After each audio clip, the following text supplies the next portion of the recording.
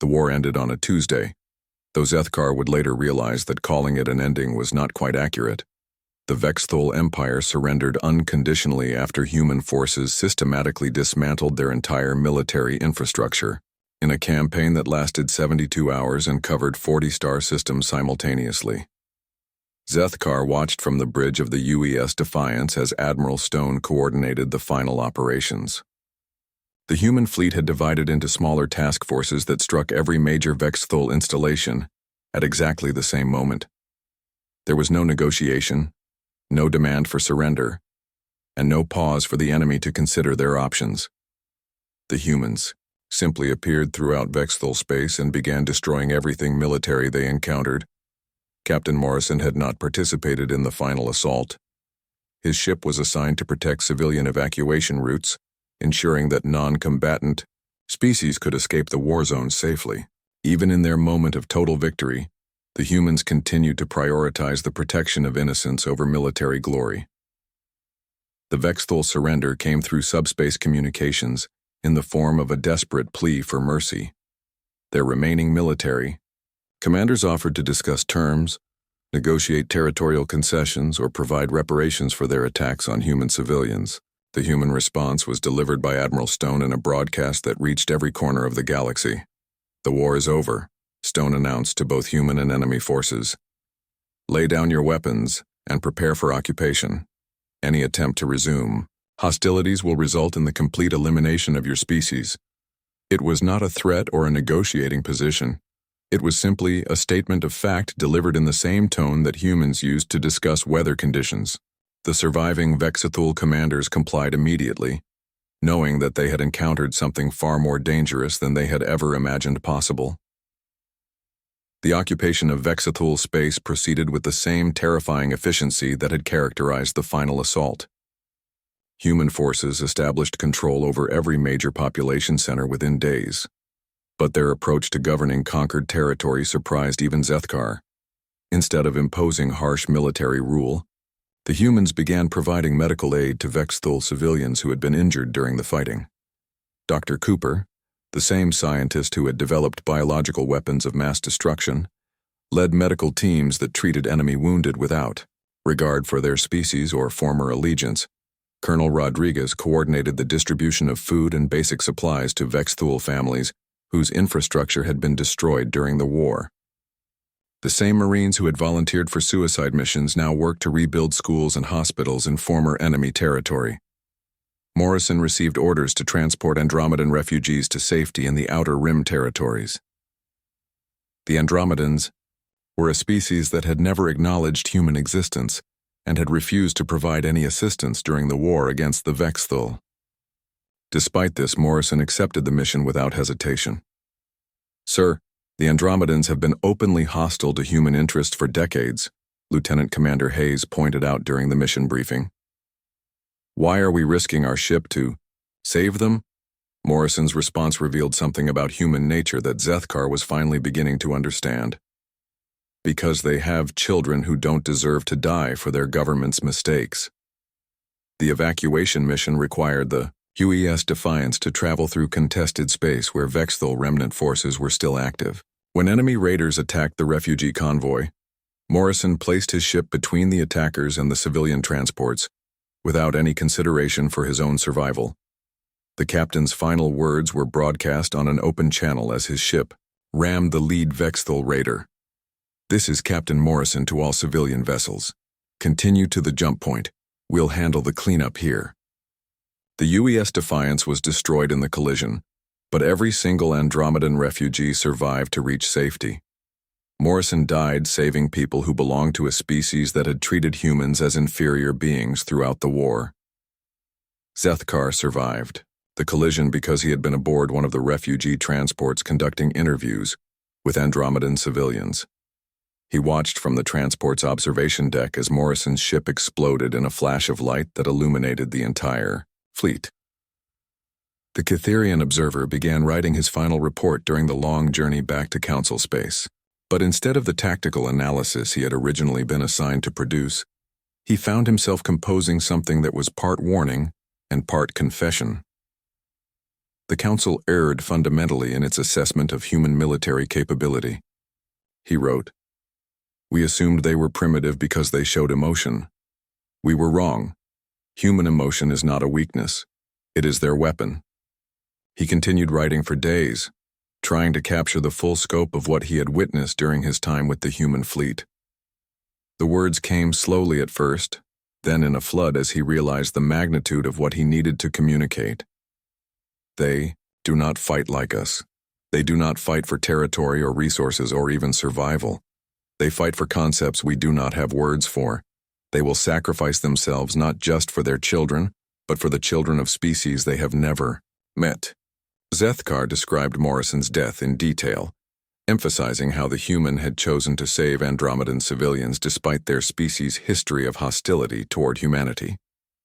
He explained how Dr. Cooper had used the same knowledge to create biological, weapons, and medical treatments, depending on whether the situation required destruction or healing. I watched them cure diseases in enemy populations using research they had developed from biological weapons. The irony was not lost on them, but they did it anyway because suffering children are still children, regardless of their species. The Observer wrote about Colonel Rodriguez training alien militia forces in human combat techniques, knowing that those same methods might someday be used against human interests. He described how human medical teams treated wounded Vexthol soldiers with the same care they provided to their own people. The humans won this war not through superior technology or numbers, but through superior willingness to sacrifice. They have turned self-destruction into a strategic advantage that no other species can match or counter. Zethkar struggled to find words that would convey the true horror of what he had learned about human nature. They were capable of love so profound that it could be transformed into violence beyond imagination. But they were also capable of mercy so complete that they would die for their former enemies. What I observed was not warfare as we understand it. What I observed was an entire species willing to damn itself to save others. They have weaponized their capacity for love in ways that make conventional military analysis meaningless. The final section of his report contained recommendations that he knew the Council would never fully understand or accept. The humans could not be controlled, directed, or used as simple military assets. They would fight for any cause they believed, protected innocent life, but they could not be compelled to fight for causes they considered unjust. I submit my formal request for immediate retirement from field observation. I also submit my recommendation that humanity never be granted full Council membership. Not because they are unworthy, but because they are too worthy. Because the day we need them to save us, they will do it by becoming something we will never be able to look at the same way again. Zethkar sealed his report with a personal note that violated standard Council protocols, but seemed necessary given the circumstances. The Council sent me to study human warfare. Now I understand why they fight. I wish I did not. Years later, Zethkar lived in isolation on a remote Cytherian colony, refusing to discuss his observations with other researchers. When Council investigators pressed him for additional details about human military capabilities, he gave only one response: "Pray you never have to find out." The final entry in his personal log was written on the anniversary of Morrison's death. Zethkar had received a package containing seeds from a garden that the former captain had planted on a frontier world after surviving the war. Morrison had chosen to become a teacher rather than return to Earth, showing alien children how to grow vegetables and repair simple machines. The package included a note written in Morrison's careful handwriting. "Because even old soldiers can plant flowers." But Zethkar could not bring himself to plant the seeds. He understood that they would grow into something beautiful, and somehow that terrified him more than anything he had witnessed during the war. The human capacity for creation was just as profound as their capacity for destruction, and both came from the same source. The observer kept the seeds in a sealed container on his desk, unable to plant them, but unwilling to throw them away. They represented everything about humanity that he had learned to fear and respect, a reminder that some species love so deeply that they will reshape the universe itself to protect what they care about. The seeds remained unplanted, waiting for someone brave enough to nurture the kind of life that humans were willing to die to preserve. The war changed after the Vexthol began targeting civilian populations. Zethkar filed daily reports describing increasingly disturbing patterns in human behavior that made his previous observations seem naive and incomplete. The transformation he witnessed went beyond military adaptation into something that challenged his understanding of what intelligent beings were capable of becoming. Captain Morrison had not spoken to anyone for 3 days after receiving confirmation about his hometown's destruction. When he finally emerged from his quarters, he moved through the ship like a walking corpse. His eyes had taken on a flat, dead quality that made crew members step aside when he passed. He gave orders in a voice so cold that it made the air conditioning seem warm by comparison. The new intelligence reports painted a picture of systematic Vexthol attacks on human civilian targets. Schools, hospitals, and refugee centers had been specifically targeted for destruction. The enemy had made a calculated decision to break human morale by murdering non-combatants, believing that emotional humans would surrender to protect their families. They had made a terrible miscalculation.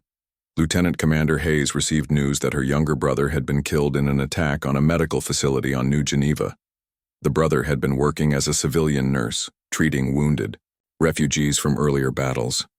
The Vexthol had bombed the hospital specifically because it contained no military targets. Hayes read the casualty report without changing expression, then quietly requested assignment to Special Operations. Morrison approved the transfer immediately, and Hayes disappeared into the ship's classified sections where human intelligence officers were developing new tactical approaches. Dr. Walsh had been replaced by Dr. Alice Cooper, a specialist in biological warfare who had been reassigned from a research facility that the Vexthol had destroyed. Cooper was a thin woman with gray hair and eyes that seemed to look right through whoever she was speaking to. She spent her time developing medical countermeasures to Vexthol biological weapons, but her research had expanded into areas that made Zethkar uncomfortable. The observer discovered Cooper's true work when he accidentally entered the wrong laboratory section. The new chief medical officer was studying captured Vexthol genetic material, but not for defensive purposes. She was creating biological agents specifically designed to target enemy physiology in ways that violated every Galactic Convention on Warfare. This research violates multiple council regulations regarding biological weapons, Zethkar informed her during their first meeting. Cooper looked at him with the same dead expression that had become common among the human crew. They started targeting our children. Convention ended when they did that. Her response was delivered in a tone so matter-of-fact that it took Zethkar several moments to process what she had actually said. The human was developing weapons of mass destruction as casually as if she were treating a common illness. Sergeant Rodriguez had been promoted to colonel and given command of Special Operations Forces. His new assignment involved coordinating with human intelligence to develop unconventional warfare tactics. When the Vexthol captured human prisoners and executed them publicly to demoralize the human population, Rodriguez authorized something called Protocol 7. Zethkar learned about Protocol 7 when he overheard Morrison discussing it with his senior staff. The humans had captured Vexthol equipment and were using it to attack enemy supply lines in ways that made the attacks appear to be the result of internal conflicts within the Vexthol fleet. The psychological impact was devastating as enemy commanders began to suspect each other of sabotage. This constitutes deliberate deception in violation of the Council's rules of engagement, Zethkar protested to Morrison. The captain looked at him with eyes that seemed to contain no warmth or humanity at all. We're not fighting for the Council anymore. We're fighting to make sure our children have a future. The most disturbing development was the volunteer rate for suicide missions. When Major Carl Anderson requested volunteers for an operation to destroy a Vexthol breeding facility deep in enemy territory, every single Marine in his unit stepped forward. The mission had no possible escape plan, and everyone involved knew they would die in the attempt. Anderson selected 12 volunteers based on their tactical skills rather than their willingness to sacrifice themselves. The briefing for the operation was conducted with the same casual efficiency as a routine training exercise, despite the fact that everyone involved was planning their own death. Zethkar attended the mission briefing and listened in growing horror as Anderson outlined the tactical approach. The Marines would infiltrate the breeding facility using captured enemy equipment, plant explosive charges throughout the complex, and detonate them manually when the timer systems failed due to enemy countermeasures. "Sir, why can't we use remote detonation systems?" one of the volunteers asked. Anderson's response was delivered without emotion or hesitation. "Because the Vexthol will jam our signals. Someone has to stay behind to push the button." The volunteer nodded as if Anderson had explained a simple, technical procedure rather than describing how they would all die. None of the other Marines showed any concern about the mission parameters. Anderson personally volunteered to handle the manual detonation, explaining that his experience with explosives made him the logical choice to ensure the mission's success. When Zethkar pointed out that the Major had 2 young children at home, Anderson's response chilled the observer to his core. "My kids will never have to see one of these things because of what we do today. That's more important than me going home." The mission proceeded exactly as planned. Anderson and his team successfully infiltrated the Vexthol breeding facility and planted their charges throughout the complex. When enemy countermeasures disabled the electronic detonation systems, Anderson remained behind while his team attempted to escape. His final transmission was brief and matter-of-fact. "Charges armed and ready for manual detonation. All team members clear the area. See you on the other side." The explosion destroyed the entire breeding facility and eliminated the Vexthol's ability to rapidly replace their military forces. Anderson and 3 volunteers who had stayed behind to help him were vaporized instantly. The mission was classified as a complete success by human military command. Zethkar realized that he was witnessing something that went beyond normal military operations. The humans were not just fighting to win battles or even to win the war. They were fighting to ensure that their children would never face the same threats, and they were willing to sacrifice everything to achieve that goal. The observer began to understand that human emotions were not making them weak or unpredictable. Their feelings were being transformed into a weapon more terrible than anything the Vexthol possessed. Love for their families was driving them to commit acts of violence that other species would consider impossible. Dr. Cooper's biological weapons were ready for deployment within weeks of beginning her research. The agents she had developed would target Vexthol nervous systems specifically, causing paralysis and death within hours of exposure. When tested on captured enemy soldiers, the weapons proved to be 100% effective. Colonel Rodriguez coordinated the deployment of Cooper's biological agents during a major Vexthol offensive. Enemy forces that had been advancing successfully suddenly found themselves unable to continue fighting as their own biology turned against them. The attack collapsed completely as thousands of Vexthol soldiers died from exposure to weapons they could not detect or defend against.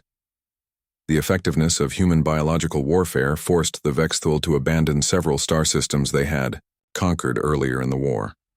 Their military commanders began to realize that they were facing an enemy that would use any weapon necessary to protect their civilians, regardless of the moral or ethical implications. Zethkar filed reports describing these developments, but he struggled to find words that would convey the full scope of what he was witnessing. The humans had transformed their capacity for love into a tactical advantage that made them more dangerous than any species in galactic history. They were not fighting like civilized beings engaged in political conflict. They were fighting like parents protecting their children from predators, and they would use any method necessary to eliminate the threat completely. The Catherian observer realized that his initial mission to study human warfare had become something entirely different. He was documenting the emergence of a species that could turn their deepest emotions into weapons of mass destruction, and he was beginning to understand why that terrified him more than any conventional military force ever could. 3 weeks after the Kepler 442b rescue, Zethkar noticed changes in the surviving crew that disturbed him more than the battle itself. The humans had become quieter, more efficient, and somehow more dangerous. They moved through the ship like ghosts of their former selves, performing their duties with mechanical precision. Captain Morrison no longer engaged in casual conversation with his officers. He gave orders in a flat, monotone voice and spent hours alone in his quarters studying tactical reports. The friendly commander who had welcomed Zethkar aboard had been replaced by something cold and calculating that made the observer's skin crawl. The new Marines who had come aboard to replace the fallen were different from their predecessors. They did not joke or laugh during their off-duty time. They cleaned their weapons with obsessive care and practiced combat drills until their movements became perfect. When Zethkar tried to speak with them, they responded with single-word answers and dead eyes. Lieutenant Commander Hayes had requested transfer to another ship, but her replacement had not yet arrived. She performed her duties with the same efficiency, as always, but she no longer argued with Morrison's orders or offered alternative suggestions. The fire that had once defined her personality had been extinguished completely. Dr. Walsh continued his medical duties, but he had stopped treating minor complaints. Crew members with headaches or homesickness were told to report to their stations. The doctor's attention focused entirely on keeping the crew combat ready, nothing more. Zethkar had submitted a request for transfer back to the Council, but the bureaucracy moved slowly, and his replacement had not been assigned. He found himself trapped aboard a ship full of humans who were transforming into something he did not recognize. The UES Defiance received orders to join Admiral Rebecca Stone's fleet for Operation Blackwater, a massive assault on the Vexthol stronghold in the Proxima Centauri system. The human high command had decided that the war could only be won by striking directly at the enemy's main base, regardless of the cost. When the human fleet assembled, Zethkar was amazed by its size. Over 200 ships of various classes had gathered for the operation, representing nearly half of humanity's total military force. The flagship UES Retribution dwarfed every other vessel, bristling with weapons and armor that looked crude but effective. Admiral Stone addressed the fleet commanders during the final briefing. Zethkar watched from the UES Defiance as the human female outlined a battle plan that seemed designed to maximize casualties on both sides. The assault would begin with a direct frontal attack to draw Vexthol forces away from refugee convoys that were trying to escape the system. "We all know what this mission represents," Stone said to the assembled commanders.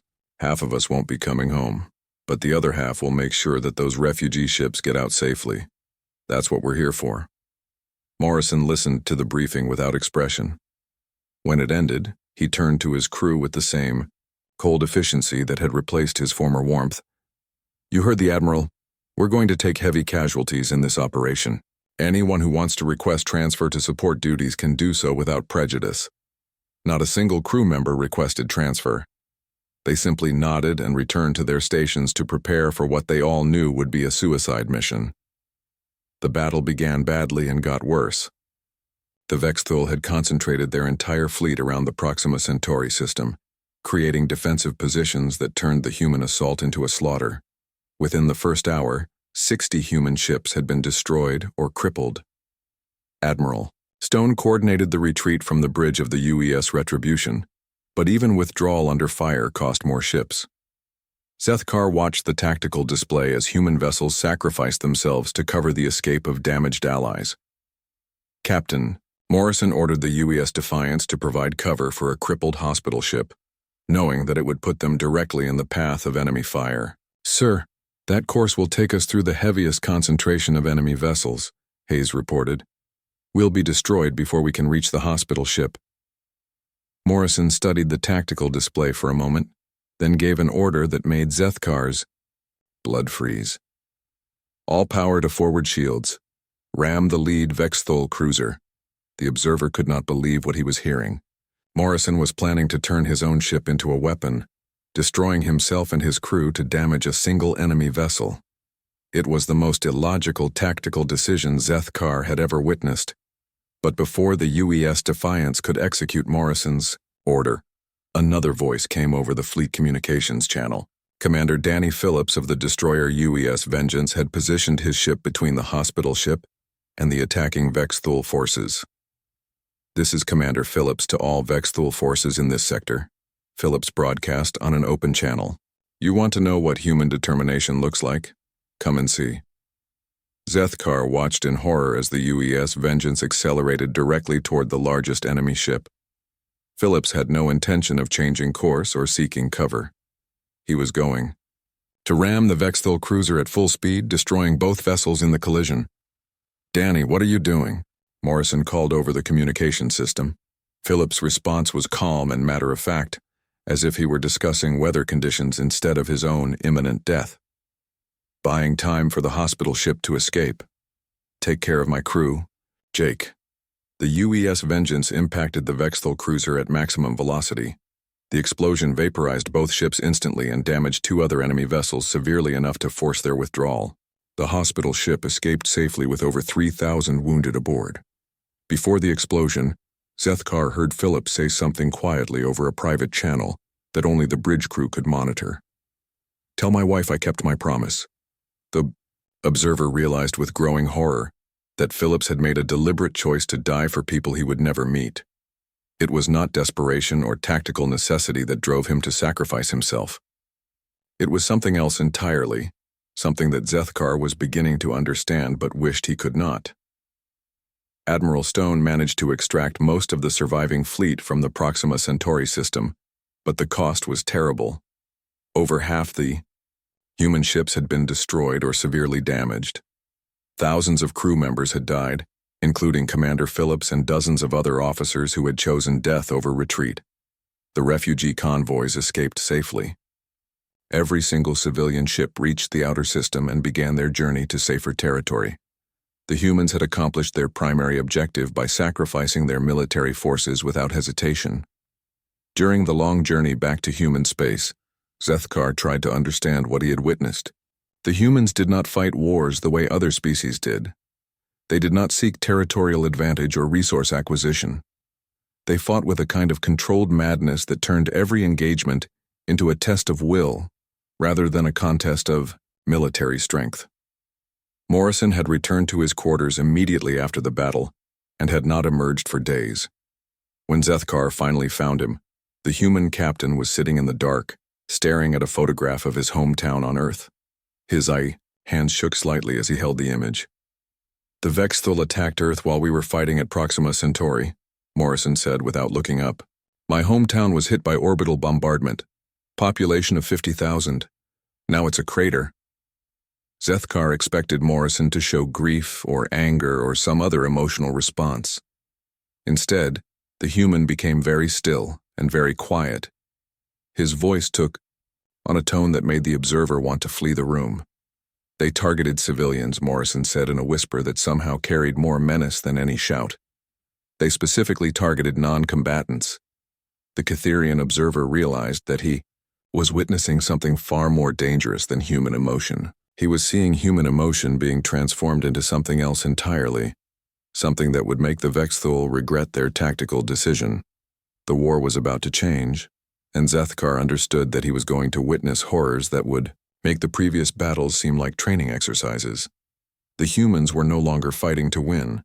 They were fighting to ensure that their enemies could never threaten anyone again. That realization terrified him more than anything he had experienced in his long life. The emergency alarm woke Zethkar from his sleep cycle. Red lights flashed throughout the ship as crew members ran through the corridors toward their battle stations. The observer had never seen the humans move with such speed and coordination. Within minutes, the chaos he had grown accustomed to disappeared completely. Captain Morrison stood on the bridge studying a holographic display that showed the Kepler 442b system. The human colony there had sent out a distress signal before going silent. Long-range sensors detected multiple Vexthol warships in the area, far more than the UES Defiance could handle alone. "Sir, we're receiving additional intelligence from Fleet Command," Lieutenant Commander Hayes reported from her station. "The Vexthol have at least 12 heavy cruisers and support vessels in that system. They're requesting all available ships to respond, but the nearest reinforcements are 6 hours away." Morrison studied the tactical display without speaking for several long moments. Zethkar could see the mathematical reality of the situation.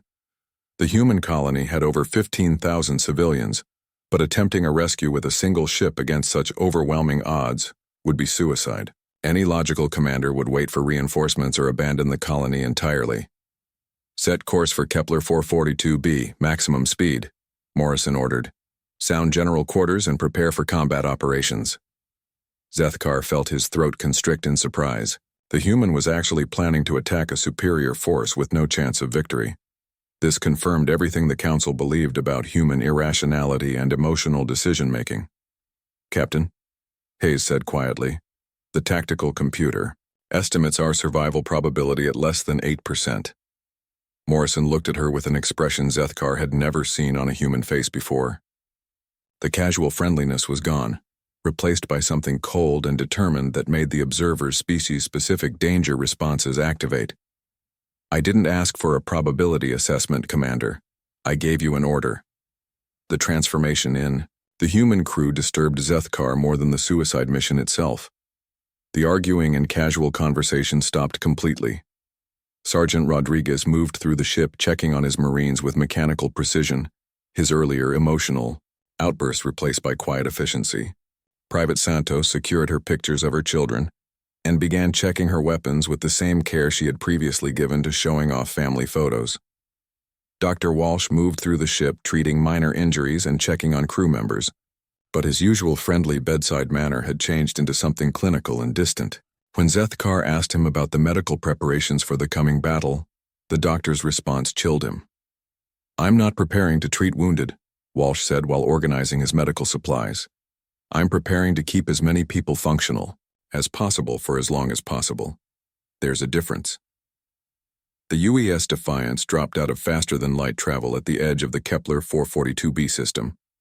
The sensors immediately detected the Vexthol fleet surrounding the human colony. The enemy ships were massive, each one larger than the human vessel. They had already begun bombarding the planetary surface. Morrison ordered an attack pattern that made no tactical sense to Zethkar. Instead of trying to escape or calling for negotiations, the human ship accelerated directly toward the enemy fleet. The Vexthol responded by turning their weapons on the approaching ship. The first impact knocked Zethkar to the deck. The ship's shields flared and sparked as enemy fire concentrated on their position. Hayes called out damage reports while Morrison continued to push the ship deeper into the enemy formation. "Shields at 60% and falling," Hayes reported. "Multiple hull breaches on decks 4 and 7. We're taking heavy fire from all directions." Morrison never changed expression. "Continue the attack. Target their command ship." The battle became a nightmare of noise and destruction. Zethkar watched the humans work with a coordination he had not believed possible. They moved like parts of a single organism, each person knowing exactly what to do without being told. When one crew member fell, another immediately took their place. The ship shuddered as something massive impacted the hull. Emergency lights replaced normal illumination as the main power grid failed. Sergeant Rodriguez's voice came over the communications system with a calmness that seemed impossible under the circumstances. "Hull breach on deck 5. Vexthol boarding parties detected. All Marines to defensive positions." Zethkar followed Hayes toward the bridge, but they were forced to take shelter when enemy soldiers broke through the outer hull. The Vexthol were larger than humans, with natural armor and weapons that could cut through metal. They moved through, the ship like predators hunting prey. What happened next would haunt Zethkar for the rest of his life. Private Santos appeared around a corner, carrying a Vexthol plasma grenade that one of the enemy soldiers had dropped. The weapon was armed and would explode in seconds. Instead of throwing it away from her squad, she ran toward the largest group of enemy soldiers. "Tell my kids I love them," she said over the communication system, and then she disappeared in a ball of green fire. The explosion took out 6 Vexthol soldiers and sealed the hull breach, but it also vaporized Private Santos completely. Zethkar stared at the scorch marks on the wall where she had been standing. No species he knew would voluntarily sacrifice themselves for others like that. Dr. Walsh refused evacuation when the medical bay came under attack. Zethkar found him treating wounded crew members while Vexthol soldiers tried to break down the reinforced door. The doctor had barricaded himself inside with the injured and continued working even as enemy fire melted through the barriers. "You should evacuate," Zethkar told him. "This position cannot be defended." Walsh looked up from a wounded Marine he was treating. His hands were covered in human blood, but his voice remained steady. "These people trusted me to take care of them. I don't abandon patients."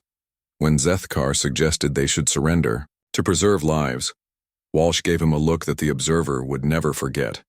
There was no fear in the human's eyes, only a determination that seemed to burn like fire. "You don't understand how this works," Walsh said. while continuing to work. On the wounded Marine, we don't just fight to win battles. We fight so that others don't have to fight at all. The UES Defiance somehow survived the engagement. The Vexthol fleet withdrew after losing 3 ships to the humans' desperate attack.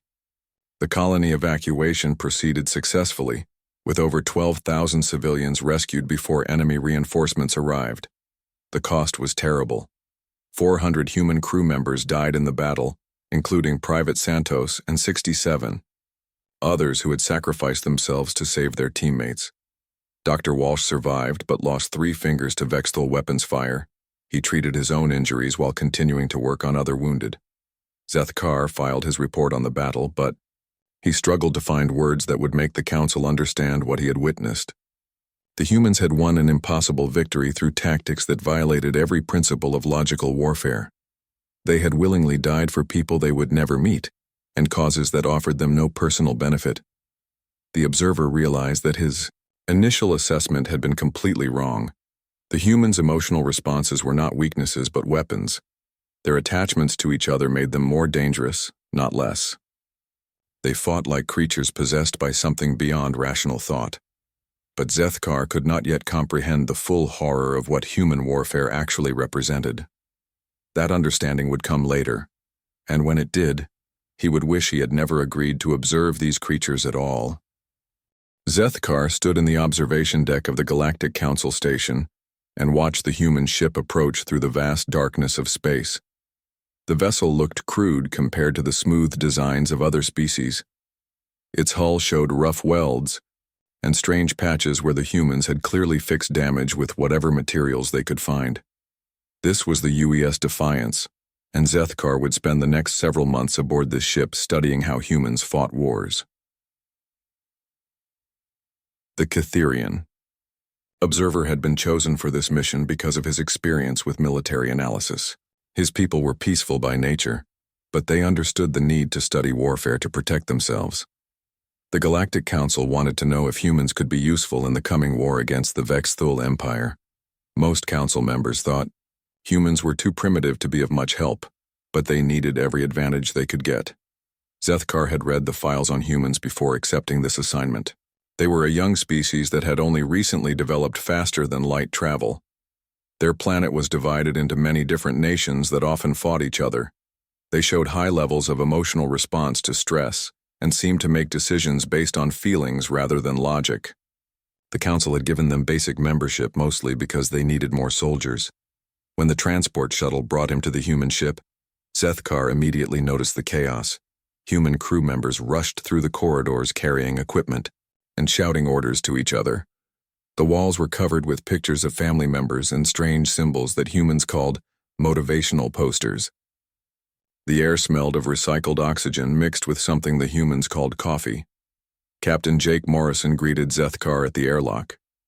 The human male was shorter than most species Zethkar had encountered, with dark hair and eyes that seemed to look at everything at once. Morrison spoke in the common galactic language but with a strange accent that made some words hard to understand. "Welcome aboard the Defiance," Morrison said, extending his hand in the human greeting gesture. "We're honored to have a council observer with us. My crew will do everything they can to help with your research." Zethkar shook the human's hand, noting how rough the skin felt and how strong the grip was.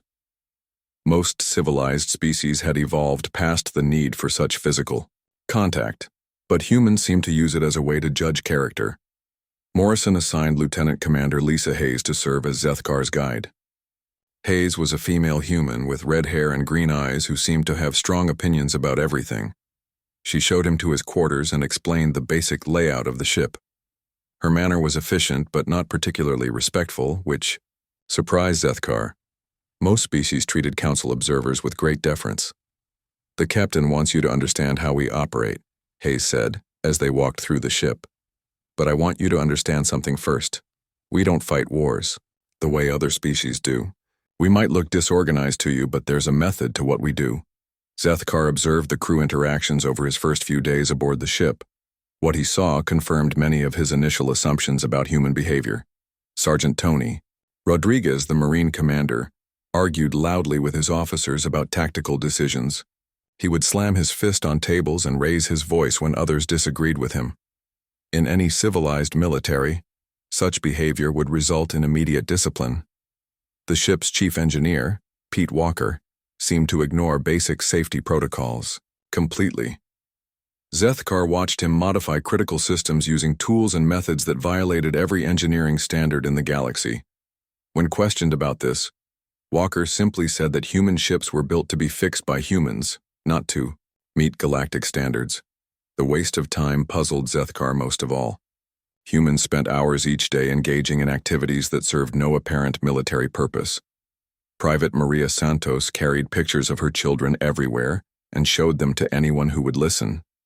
She would spend her off-duty time talking about what her kids were doing in school and what gifts she planned to bring them when she returned home. Chief Medical Officer Dr. Kevin Walsh ran what he called sick call every morning, where crew members would come to him with minor complaints. Other species would simply ignore such small problems, but Walsh treated everything from headaches to homesickness as if they were serious medical conditions. He kept detailed records of every crew member's mental and physical state. The evening meals were particularly confusing to Zethkar. Instead of efficiently consuming their rations, the humans gathered in large groups to eat together. They told stories about their homes, their families, and their experiences. They laughed at things that didn't seem funny and became emotional about events that had no tactical significance. Morrison held what he called briefings every few days, where he would update the crew on their mission status. But these sessions often turned into discussions where junior officers would question orders or suggest alternative approaches. Zethkar had never seen a military organization where subordinates were allowed to challenge their commanders so openly.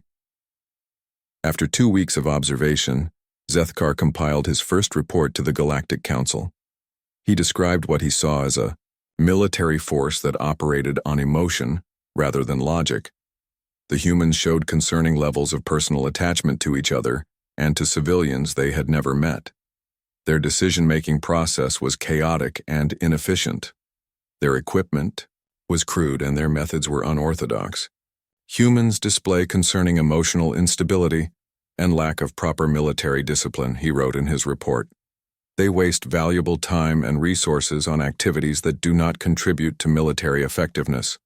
Their command structure allows for too much individual input, which could lead to confusion in combat situations. I recommend minimal tactical integration with other council forces. Zethkar believed he understood humans after those first 2 weeks. They were primitive creatures who had not yet evolved past their emotional responses. They might be useful as cannon fodder in the war against the Vexthol, but they could never be trusted with important military responsibilities. Their attachment to each other and to their families made them weak and unreliable. He was completely wrong about everything.